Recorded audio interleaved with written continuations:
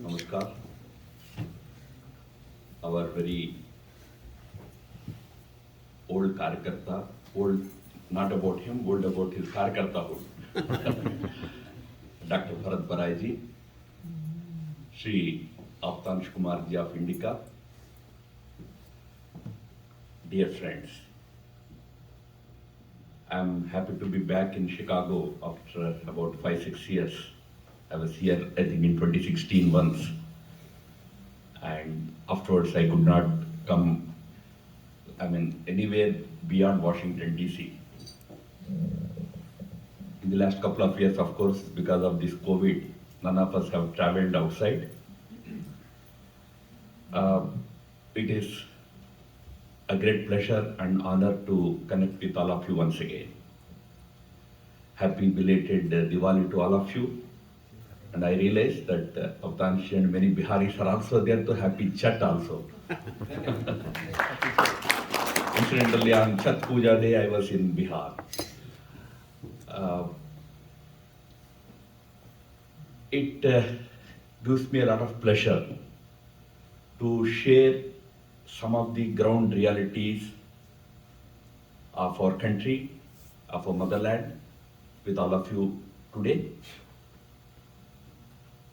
Bharat Barai ji was mentioning about the wonderful victories that the Hindu community is registering here in this country, whether it is about the proposed resolution against the CAA in Chicago's municipal council or the municipal body here.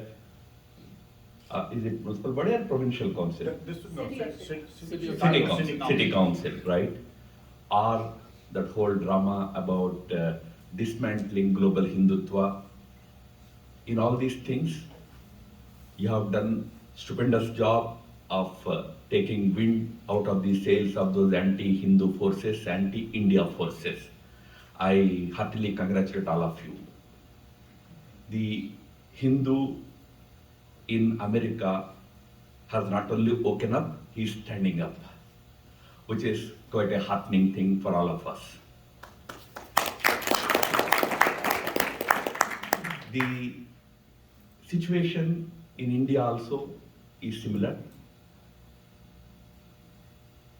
Hindu philosophy, Hindu idea, Hindutva has become or has occupied the center stage of India's national life today. There was a time 2 decades ago when India's polity was divided on the lines of secularists versus Hindutvavadis. But today, the tables have turned. It is the Hindutva idea, Hindutva philosophy, which is the dominant mainstream political thought, social thought in India, and all others have become fringe elements today.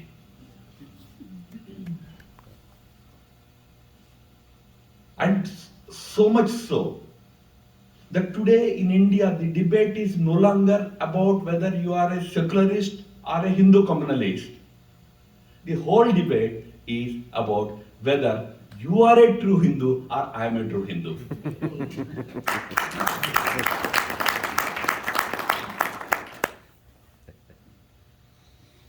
Elections to Uttar Pradesh Assembly are going to take place shortly. Now the competition in Uttar Pradesh for political leaders is to prove that they are better Hindus than probably Yogi Adityanath has been. Not just in Uttar Pradesh. The Delhi Assembly has, in its budget, sanctioned money for free pilgrimage to all the elderly people in Delhi to Ayodhya for Ram Lala's darshan. And the first person to undertake that pilgrimage was none other than Mr. Kejriwal himself. He's again going. So friends, we are the center stage today. We are the mainstream in India today. Wow. We have achieved whatever we wanted. We are achieving whatever, we are doing whatever we want. We have done away with Article 370.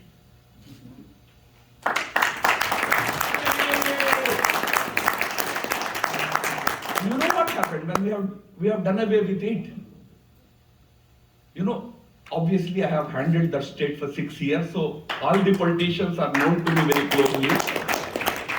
One very senior politician of the local party, not fair on my part to name him, he told me in privacy, he said, Ramadhavji, what is my biggest grievance is not that you have removed Article 370. We knew you would do it one day. But our grievance is when it was removed. We had hoped that the Congress party would stand by us, the Samajwadis would stand by us, and we now find that we are simply isolated. There is not a single political voice in the entire country to stand up and say what BJP had done, what Modi ji had done is wrong. There is nobody there for us today. This is what speaks of the political climate in India. We are building Ram Temple. We are building Char Dham. We are renovating Char Dham. Prime Minister personally oversees minutest details of reconstruction of Char Dham temples. If you happen to go to Varanasi anytime next in your visits, you will see a new Varanasi. From the Sanctum Sanctorum, you will see Gangaji. That's the kind of magnificent transformation that the temple, Vishwanath ji's temple is undergoing today. Again under direct supervision of Honorable Prime Minister. We are now thinking, working in terms of freeing Indian temples from the clutches of governments, mostly the state governments.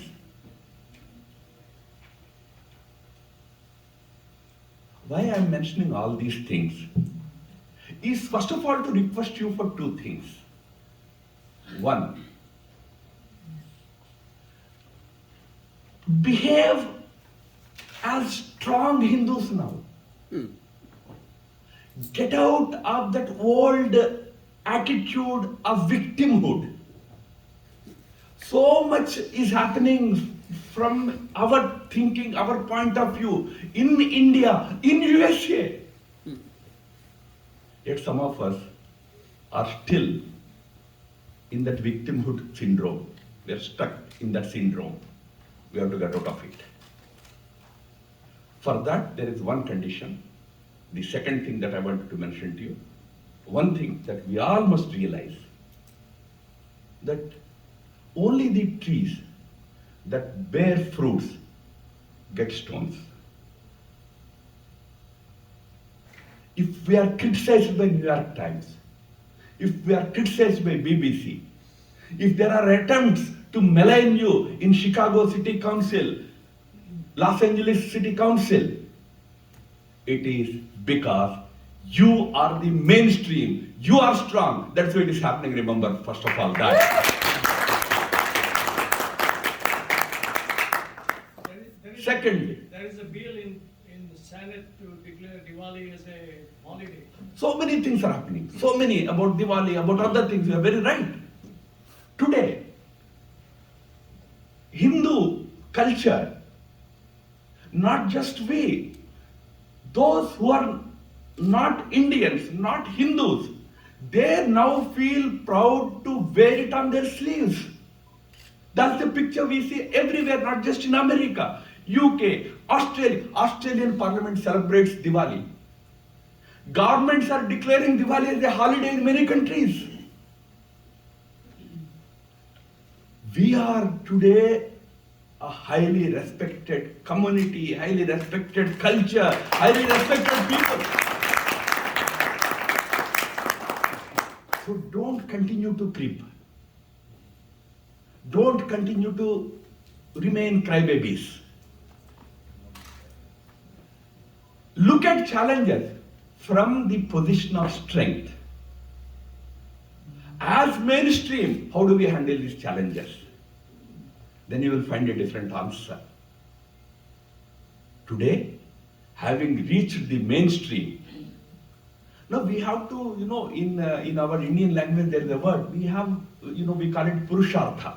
We have to approach all the challenges that not just Hindus we face, but the whole world faces with Purushartha. Nearest English translation is with proactiveness.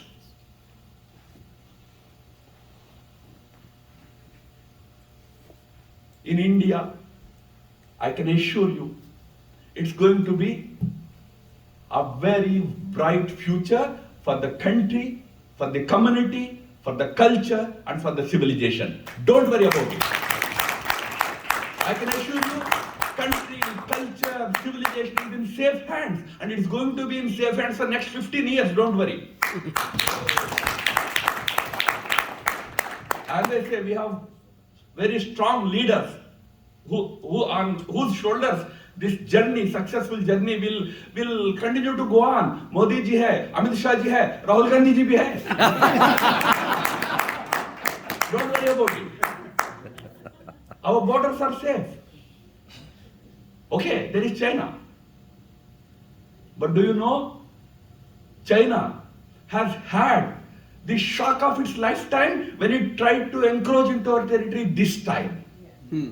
And for that matter, you all know that it's not new for India to have this nibbling business from China.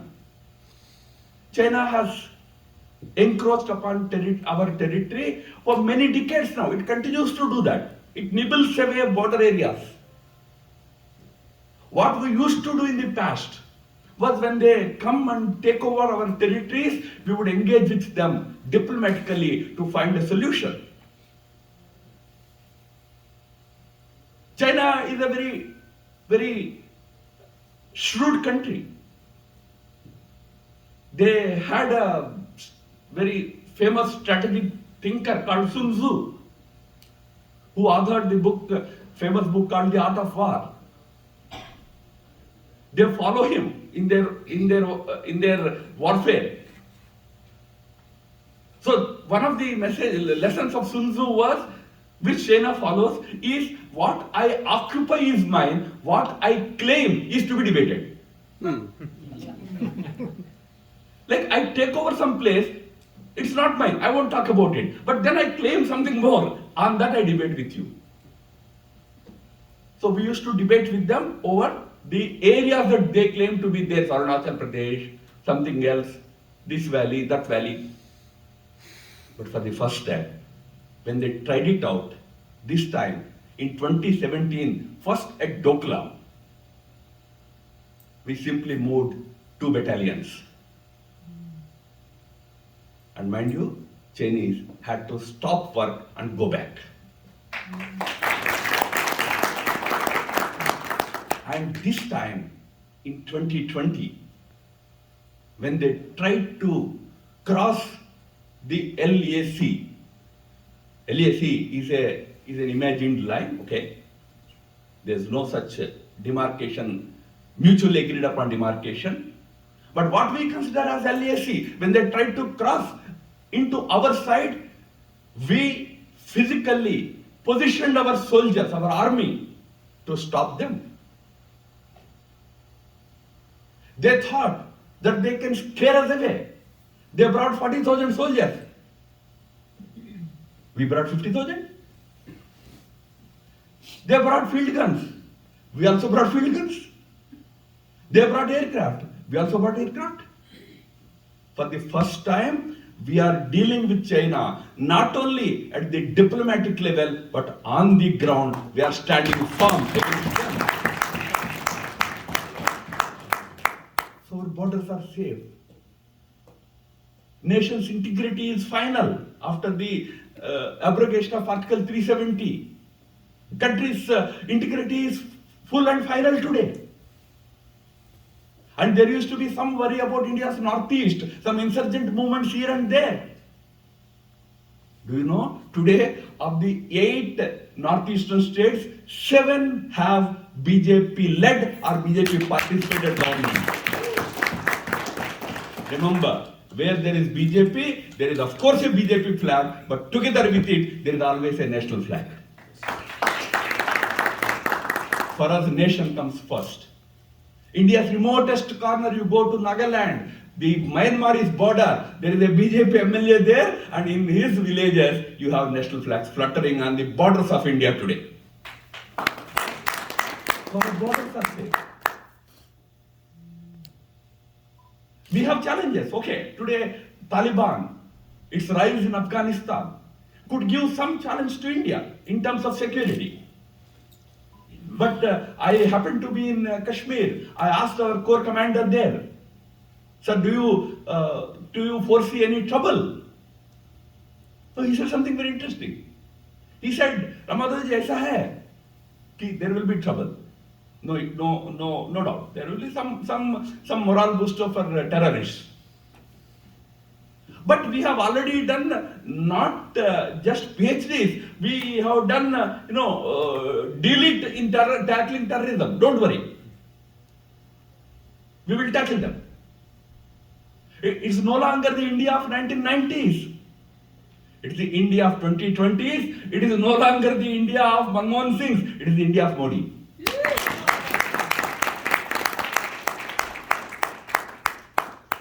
So country is safe, its borders are safe, country's integrity is safe, culture is safe, civilization is safe.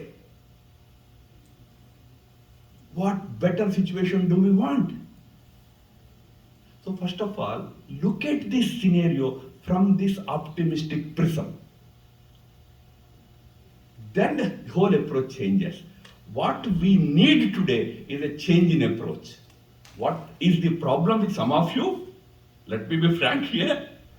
Sitting very far away from India, keep cribbing, keep complaining, keep criticizing Modi ji. ये नहीं कर रहे, वो नहीं कर रहे.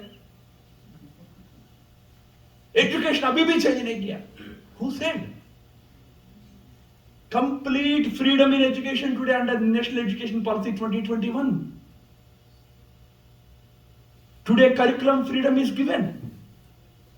Now, for the people who are running institutions, who are involved in academia, for them to now utilize this opportunity, introduce right things, teach right history, teach right values. That is the way to go about. You cannot have any better situation in India than what you have today. So first of all, look at it from that prism. And you will have a totally different approach coming to your mind. When you are in strength, when you are strong,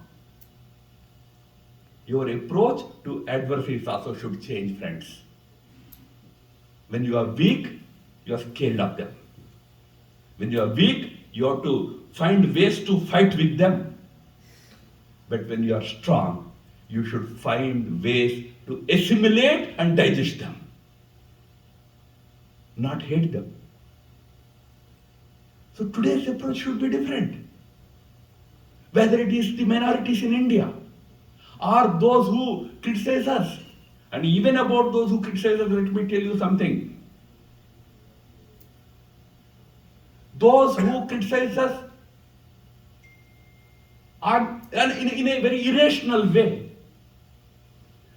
Those people who write irrational articles, irrational writings, have takers only in New York Times, Washington Post readership, not in India. They have no takers in India. They are not to be seen in any Indian papers. They are not to be seen in any Indian media house, television debates. Because there are no takers for them. People don't want to listen to that rubbish. But there are places where even rubbish can pass off. They are mostly there in Washington and New York. Don't get agitated by seeing a couple of articles in New York Times or Washington Post. Look at how you tackle them. First of all, don't see it as weakness. That's my whole point. अरे हम क्या कर रहे हैं, कुछ नहीं कर पा रहे हैं, ये लिख रहे हैं यार, वो ये इसलिए लिख रहे हैं क्योंकि वहां कुछ नहीं कर पा रहे वो लोग. All that they can do is to write a column once in a month in New York Times here. Otherwise, they cannot do anything in India. Not now. Next 15 years, I am saying they cannot do anything. When you are there, you have to approach the challenges from that mindset of strength. So when you are strong, you don't have to hate anybody. India had the history. Hindu society had the history of welcoming everybody from everywhere, internalizing them, absorbing them. Where is scared? We had difficult situation for 1,000 years, I agree. We were under the political power of certain religious groups. But it's no longer the case. Today's approach should be to win over communities, win over people, not push them away. Because as far as at least India is concerned, let me tell you, something that you all know, I'm not saying revealing anything new, that every single Indian Muslim and Indian Christian is from our own stock. In the course of history, for historical reasons, they changed their religion. They may not understand that change of religion doesn't uproot them from their history, from their ancestors. They may not realize, but you and I should never forget. Our effort should be to drill it into their minds. So that is why when RSS chief says that our DNA is one, okay, scientifically maybe one can disagree with him, no, DNA can be one for entire South Asia. But the spirit is, okay, we are one people. If we are one people, what is this whole discourse about Hindu and Ahindu? Who is a Hindu? At least for us I am saying, who is a Hindu? Nobody. What is left is to convince them that no, you are not separate from us, you are a part of us. Earlier it was difficult, but it continues to be difficult for us with many Hindus also. You know, the biggest challenge for Hindu issues or Hindu agenda doesn't come from non-Hindus, it comes from Hindus only. So you still have a mission to accomplish with Hindus themselves. Then why complain about others? So with everybody, the approach now should be Sarvesham Avirodhena. Meaning, we don't have any enemies. We don't hate anybody. If you hate us, we have the capacity to remove that hate from you. Because we today are strong, we will take all of you in. You can't imagine what's happening in India. There were Muslim groups competing with each other to support government and Ram Janmabhoomi.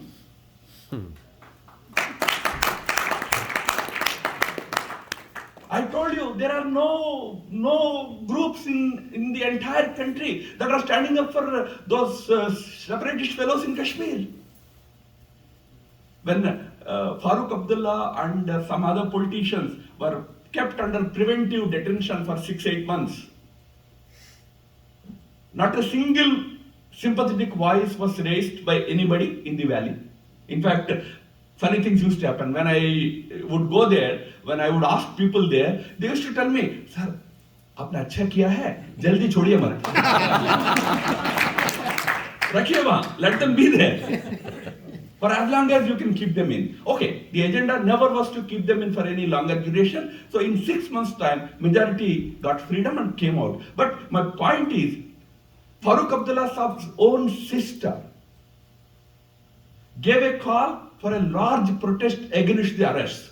She announced a march in Srinagar city against the arrests. When she actually went to start the march, there were 5 people.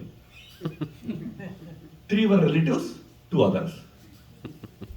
This is what's happening in Kashmir, friends.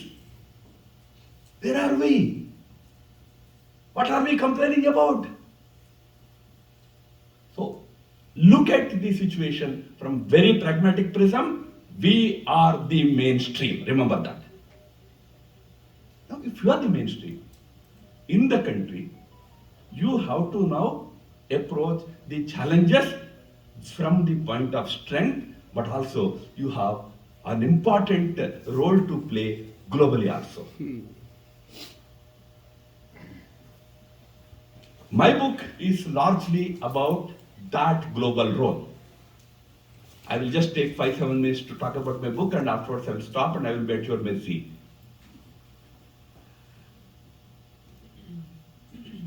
India has been a land of ideas. We are not a land of ideologies and all. We are a land of ideas. India has not produced any ideologues like Marx and Mill. We have only produced philosophers like Adi Shankara, Ramanuja, Aurobindo, Vivekananda, Gandhi. These were all philosophers. They were not ideologues. Ideologies are closed set of ideas. Somebody gives you a set of ideas and says, you follow this, you will get salvation. That is ideology. But its DNA is only to give ideas. World needs ideas from time to time. When world orders get formed, it is at that time that world looks for good, noble ideas. One such transformation in the world happened after the Second World War. In our known history I am talking about. In the history many times world has changed. One such a thing happened immediately after the Second World War. A new world order got built over 1 or 2 decades. At that time, the intellectuals of the world were seeking ideas from all over. In fact, they were seeking ideas even from India. When UN Human Rights Council was working on drafting a human rights charter, letters were sent to all the eminent people in the world. One such letter was sent to Nehru also. Can you tell us from your own wisdom as to what will be the human rights that we should incorporate in the charter? Nehru wrote back saying, yeah, I am busy. I don't have time. I have to run my country, I have probably build my country. So I can't give you any reply. I don't have time for it. This is exactly what he wrote. I don't have time for it. But what I will do is I will forward it to Gandhiji. Probably Nehru meant Gandhiji had all the time at his disposal, but Gandhiji was never an idle person. But Gandhiji, in the true Indic tradition, always represented quintessential Indian Hindu ideas. These days it is fashionable to condemn Gandhi also.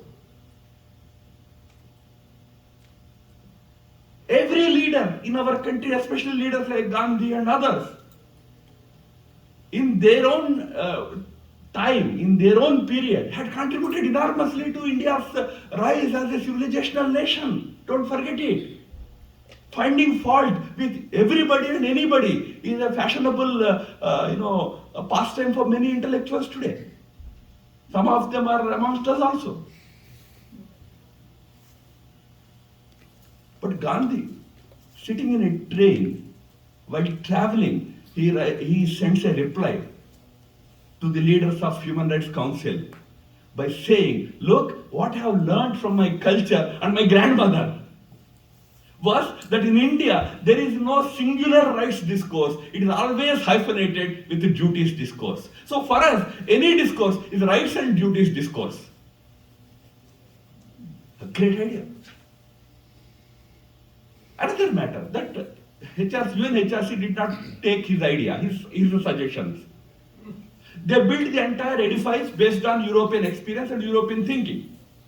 Fair enough. So when the new world order was being built, the only idea in the last century that could influence the thinking in the new world order was Gandhiji's Ahimsa and Satyagraha. Non-violence and truthful resistance. Nelson Mandela से लेकर Barack Obama तक, Martin Luther King तक, It has influenced many people. It became integral to the political lexicon of the world even to this day. Non-violence is a very respected idea. But where was it before 1947, before Gandhiji? It was not there. It was taken from Hindu scriptures by Gandhiji, from Bhagavad Gita by Gandhiji, transmitted to the world. World had accepted it last century. That was the only contribution we have made towards thinking in the last century.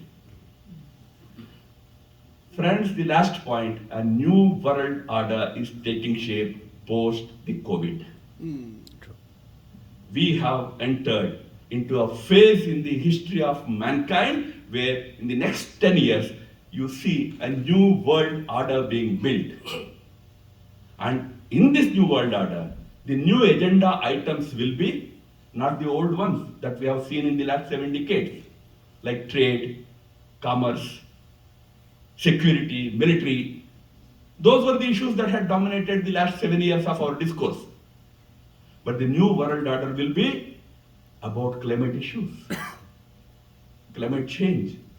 How do we secure the mankind from the dreadful fallout of our actions with respect to nature and universe? It's going to be a major agenda item in the new world order. It is going to define our relations. Healthcare is going to take a new form. The earlier idea of healthcare as virus management, disease management is going to be replaced by the idea of healthcare means healthy living, not disease management. A totally new idea. So yoga will become popular, Ayurveda will become popular, herbal medicine will become popular. If you sit cross-legged in New York Central Park, half an hour you close your eyes, open your eyes, you will have 500 disciples waiting for you. Because sitting cross-legged is a big yogic posture for them. Healthy living is going to be the agenda for the mankind. Technology is going to generate a lot of debates today. You are entering, or you have rather entered into areas of frontier technology, artificial intelligence, robotics, big data, digital currencies, a new world where we are now entering a phase where instead of man controlling technology, technology will control the man. You know, I always tell these drones that we use nowadays all over, even in India we are using drones.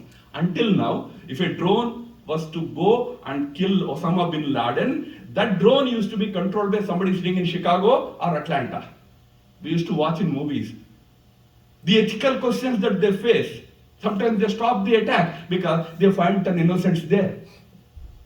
Now the new concept is drones need not have anybody to control them. They will have their own artificial mind. You feed data about Osama bin Laden, वही ढूंढेंगे, वही पकड़ेंगे, वही मारेंगे.